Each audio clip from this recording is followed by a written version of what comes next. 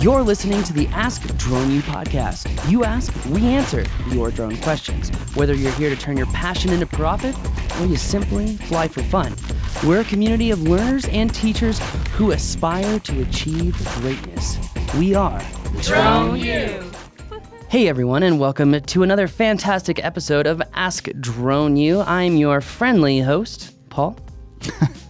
Indeed, very friendly. And I'm Rob, and this is episode number 926. We're back from Christmas vacation.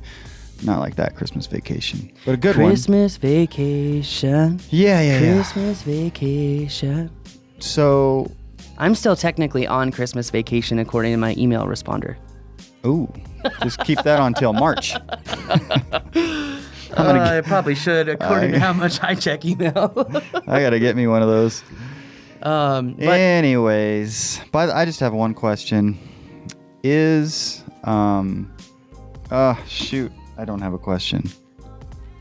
What the heck? The movie with Bruce Willis. Die Hard? Is Die Hard a Christmas movie or not? It is, according to Netflix. Well, then If you search holiday movies on Netflix, it comes up. I'm saying yes, but Wow. there Well, was that some was debate over the weekend. I did actually meet the real John McClane. Did I tell you that? No. Yeah, John McClane was at our NTSB mapping class. The real John Real McClane. John McClane, who actually knows Bruce Willis because Bruce Willis figured out he was the real John McClane. And they met up at a restaurant one time, and Bruce Willis proceeded to tell John McClane that he was the real John McClane. And then John McClane had to agree. Had to agree that Bruce Willis was? Yes. By the way, John McClane's middle name, Danger. No way. Yeah, I think on Facebook he's Johnny Danger. Johnny Danger. I would just put John McClane in like my profile picture as Bruce Willis if I were him, but Yeah. I mean he owns it too. Every time I see him, he's like yippee-ki-yay, beep beep. Well, good for him. Yeah, no, but who knew? Anyways. Speaking of the holiday season and Christmas, yes, we did our Christmas episode. It is almost a new year. And you know what that means? A lot of people are going to be in the gym, people that have never been there before in the last 8 months. It also means that a lot of people are going to be working on their businesses if they're listening to this podcast. And I have to say right now, guys, have you created a wireframe or a mind map or an outline on Google Keep on what you're going to do next year on your business? What goals do you want to achieve, first of all, and how are you going to get there? And I think a lot of it is, I want to do more business. I want to scale my business. I need to create better systems for my company. I need to create some sort of autonomous marketing. I need to utilize certain things. I want to work more on LinkedIn. What plan are you going to develop? And By the way, those are not tasks. Those are all projects. Just FYI. It's funny you say that because all of those tasks are actually in my Google Keep for us to do before January 3rd for our second owners meeting. 1B. Yeah, 1B. It's a really solid point because, write out what you're going to do. Are you going to create content on jobs you've done? Are you going to create a new demo reel? Who are you going to send the demo reel to? How are you going to deploy that demo reel? Write out the whole plan. And then how does that plan fit into your goals, right? Because if you really, really, really want to do well next year, are you going to wait between now and the first of the year to actually do it? What's the point? Like, for example, I really need to lose weight, like legitimately. And I went ham legitimately over Christmas. Then I wasn't trying to be punny about that. But I'm starting today. Yeah. So I'm going to go back on the intermittent fasting. That's the best thing that's ever worked for me. I know it worked for Brian Fassett too. Hope you're doing well, buddy. San Diego. Indeed. And I think that's what I'm going to do. So I have not had breakfast or anything to eat yet, and it's 1:00. Which isn't really the way to go about it, unless you're doing some sort of fast intentionally. Yeah, that's what you're doing? Mm-hmm. Okay. By the way, do not recommend this for women. It's actually clinically proven women should not do intermittent fasting. Really? Yes. I've read a lot of research about this because Sarah was like, what is working so well for you? Remember this was like earlier this year. And I was like, well, I'm not sure that you should do it, honey. And then I looked into it, and sure enough, women, the metabolism just works very differently. Sure. Have you ever heard those diets where like, oh, you should eat a lot? Yeah, if you're a female, you should eat often and very little. Often, not a lot. Correct. Big difference. Yes. Yes. Not gonna lose a So lot of anyway, weight all right. eating a Well, lot. let's get into today's question, which does take the cake. Which question are we doing? Just We're doing Josh from the UK, surveying land, not surveying. So Josh does not take the cake for the longest question, but in the next 3 episodes, someone will take the cake for the longest question. That said, we're not going to play the whole question on the show. There's no need for that. It was so long. It might be the longest question we've ever had. Yes. But in today's question, we're going to be talking about, we're kind of going a different direction with this question because the question really is like about, well, I hear DJI is limited to 99 waypoints. No, we're not doing that one. This is the land. Mapping land accurately. Oh, large surveying. Okay. Okay. This just goes to show where my mind is. I'm on holiday That's all right. mode. We're coming back together. Just play the question. I'm going to shut up now. That's a great idea. Here we go. Hello, gents. Paul and Rob, the drone community, and everybody else who listens to this podcast. It's Josh here from the United Kingdom. I'd firstly like just to thank Paul and Rob for the great responses to the questions I've put forward over the last month or so. They've been extremely valuable to me, and I've always taken real pieces of gold from each episode I'm trying to implement into my business, and everything's progressing well. Thank you for your kind words also throughout these responses. I've got a question for you today surrounding surveying pieces of land. I know you talked a lot about surveying buildings and the practical applications there and how to acquire real accuracy. But we're looking to survey 4 separate pieces of land. Each one ranges from 1 to 5 acres. This is for an estates business in the UK who build large housing estates. And this could be a real valuable contract if we can achieve great accuracy on our models. So I'd just like to ask Paul, from his experience, some tips on how to gain real accuracy with surveying large pieces of land, how many GCP points to use. I know that varies on the size of the survey and the piece of land, but I'd just like to know how far apart they should be, whether they should be on the boundary, on the inside, should they be 50 feet apart, 30 feet apart. I'd also like to know, like the weather conditions. Is it best to be overcast, sunny, a bright day? I'm presuming overcast is best. And also how to acquire the real accuracy on the GCP points. So at the moment we do have an Emlid device. I know this isn't the best on the market, and I know, Paul, you have put forward your reservations about this, but it is the best we could afford at the moment in time. So is it possible to achieve 1 to 2 centimeters of accuracy? How do you go about it? The best kind of variables to consider. And also in post-production, the best software to use and maybe the deliverables. So how could I maybe merge this with AutoCAD? Which file formats? How would this look on AutoCAD? Do you have any experience with that, dealing directly with architects? So yeah, really thank you for your responses and thank you for considering this question today. It'll be really helpful to us. Thank you. All the best. Thank you, Joshua, for the very detailed question. Appreciate that. It makes it a lot more fun, actually, to answer questions like that where there's such detail and questions within questions. And with that said, if you have a question like Josh, should go to astronew.com. But what are you thinking here, Paul? Because there's a lot there that he's asking. First of all, he needs to go to a mapping class because we could easily, we do spend a day talking about accuracy, achieving accuracy, how to truly check and verify accuracy. We talk about reprojection error. We talk about GCPs. We talk about how marking GCPs matches reprojection error. We talk about the size of GCPs. They should be 10 times your GSD that you fly the mission. Essentially, we go into a significant detail about exactly all of these things. And unfortunately, I'm not really going to be able to answer all of his questions in a podcast that's shorter than an hour. And most of our podcasts are not even an hour. They're less than 30 minutes. So in order to keep it to that, I will try to systematically cover his questions because it sounds like he is in a position where, and I see this a lot, and I'm really torn about this, Rob, so I really need you tuned in for this one because I'm really frustrated that people oftentimes, and in fact, I even recorded a little bit of Ongud saying this in a class and posted on Instagram.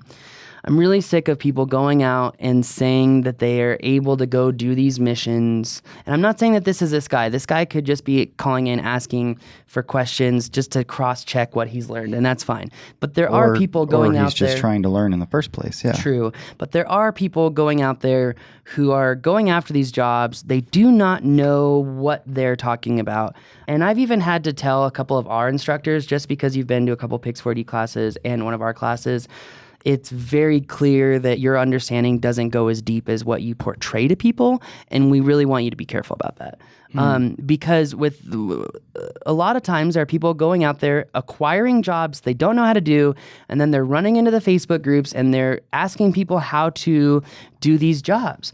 And the question of how do I get survey grade accurate models is not an easy answer. I mean, we're talking about, a 50-point checklist to go through systematically. And if you don't systematically and chronologically go through that checklist, it doesn't happen. Well, let me ask you this. Will our class, I presume, that is going to be up soon for members. I just have to review from it, San Diego. and then it'll be up. Yeah. Will that go into everything that they're going to need to know? Or maybe not everything, because there's always idiosyncrasies. The answer is yes. As far as survey grade accurate mapping and what we know based off of the new Phantom 4 RTK, no, that will be in our survey grade mapping class, which in fact that reminds me I need to reach out to Josh and see if he's actually followed up on the things he's supposed to do. But that being said, let's just go back. I've kind of hit that macro point. Everyone probably feels the same, but guys, just ask yourself, how are you expected to start a business when you go into Facebook groups and whatnot and ask the question of how do I do this and that? Bill English, another NTSB reference here, Bill English just says, I see so many departments and local agencies that buy drones, they're trying to map, they spend $10,000, $15,000 on a big, huge drone they don't know how to use. He's like, you know what? If a department has 10 grand, you know what I'm going to tell them to do? Buy 2 Phantoms, buy a GPS unit, and then spend the rest of the money on training so you actually know what to do with the damn thing. Mm-hmm. He's like, I can't tell you how many people, they just have huge, expensive, beautiful drones sitting there on the shelf collecting dust. He's like, people need to understand how complicated mapping is in order to be accurate enough to say that you're creating a reliable deliverable. So on that random rabbit hole of a bombshell, I'll just go on. So he says he's got to map 1 to 5 acres, right? So to map 1 to 5 acres at 104, let's just go to 100 feet. So to map an acre, right, which is 66 feet by 660 feet. So maybe I should correct this a little bit more. 66 by 660. So first off, what app are you on? I'm just using Pix4D to calculate how long it's going to take me to fly that. Gotcha. And it's going to take me about 8 minutes and 16 seconds at 100 feet with a GSD of 0.35 inches per pixel, which is about a centimeter per pixel. Okay. That is only scale accuracy. That's in nowhere going to be accurate to anywhere that's, how do I say this, geo-rectified. So essentially, the accuracy of the map is only going to be in, I don't want to mix up these terms, is only going to be essentially in relative space. So the map will be made as far as its accuracy to the world, very, very low. And I know I just used relative wrong. In order to get a very high survey grade accurate map, he's got to use some sort of GPS equipment that is going to physically mark those points on the ground, those known geolocated points on the ground, and then tie our map to those geolocated points, right? Okay.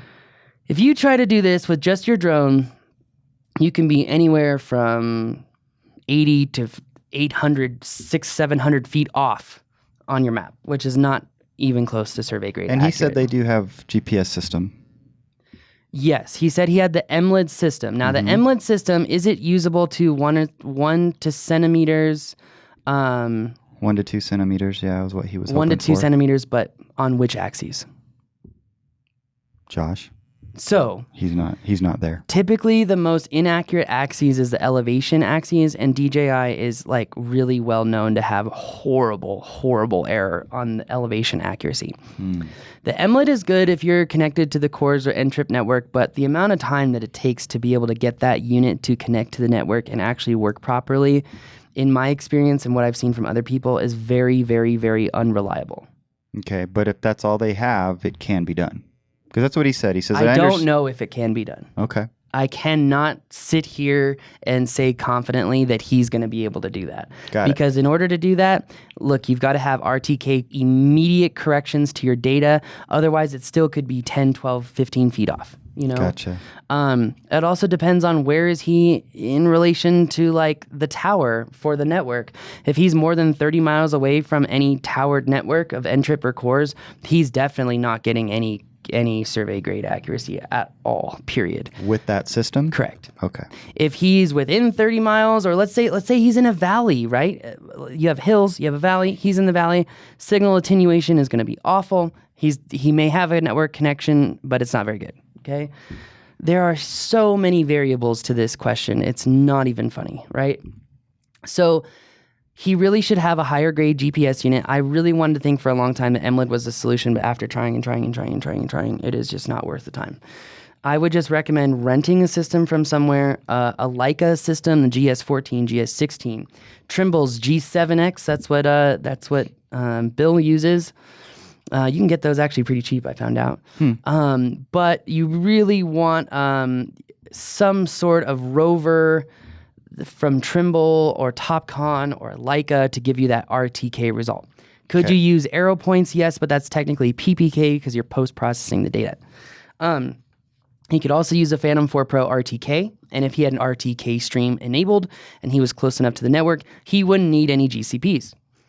But that being said, he probably doesn't have one of those units, and he's probably going to have to mark multiple GCPs in multiple of his projects. So we talked about GCPs and that he needs a good GPS equipment, right, but he's got to have some sort of GCP target, right? Okay. So that he can actually pick the point that's a known GPS point and choose that point in the map over and over and over, and then re-optimize that map to correct for that the GPS or geo-referencing or geolocation. Okay. This holiday morning is not good day to go. And you're doing that over and over and deep. over to make sure that you've actually nailed it. So in order to actually get a survey grade accurate model, we've got to have at least 5 GCPs and 2 checkpoints. So technically it's 7 GCPs or 7 targets if you want to think about it. But checkpoints are going to help us understand accuracy of what is our geolocation and then what is our geolocation or georeference map in relationship to that location. In order for the GCPs to even work properly, he has to put the targets evenly distributed throughout the map. So he's talking about a square acre, right? We have an entire class, like section of the class, which talks about GCP targets. What should they look like? Why do you want a GCP target that works a certain way?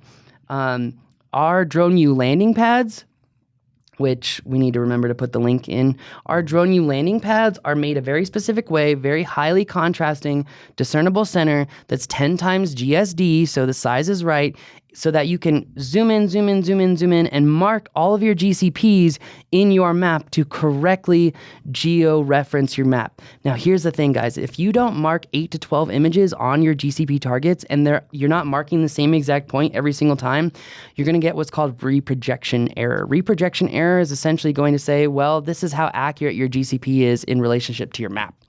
And if your reprojection error is more than 0.5, then you have even more error in your map. And when you say mark the exact same spot, you're talking down to the pixel? Down to the pixel. Okay. It's not technically a pixel, it's technically a point because it's 3D, but OnGood corrects me on that every single time. Of course he does. He's like, it's not a 2D object, it's 3D. Thank you. Hey, that's why he's so good at what he does. That is true. It is always fun working with him too.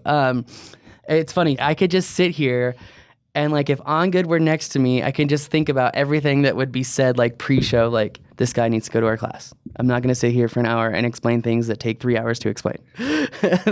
So I feel like I'm doing it the really nice way of being like, dude, you need to take a class. Like, come to one of our mapping classes.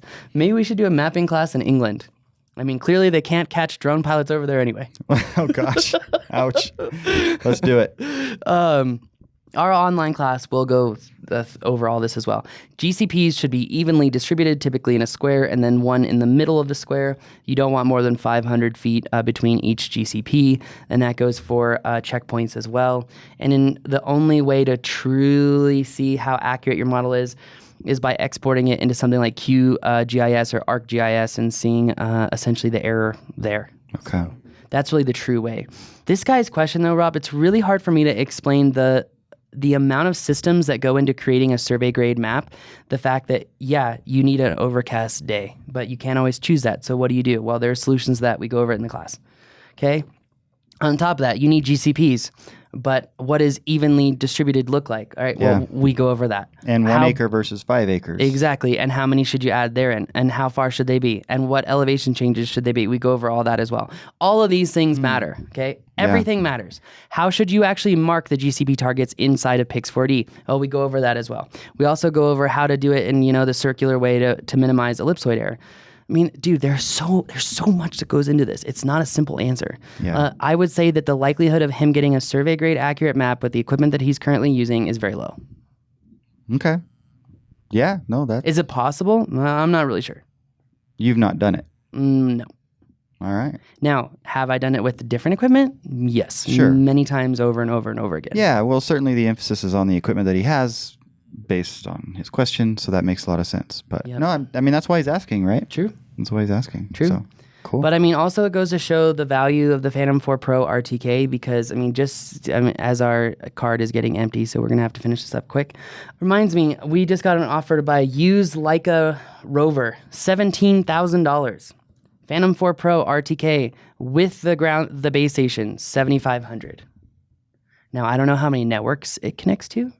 I don't know the range in which it'll connect to networks, but that's a significant price difference. Sure is. So, and one that's reasonable. But anyway, on that bombshell, it's going to do it for us today. If you guys want to check out our mapping courses, our new online mapping course will be up as soon as I review it and say go, which should be literally the first week of January.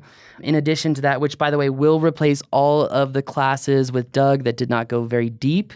This class will be more comprehensive and go significantly deeper and give you all the tools necessary for you to make the models in the field on your own.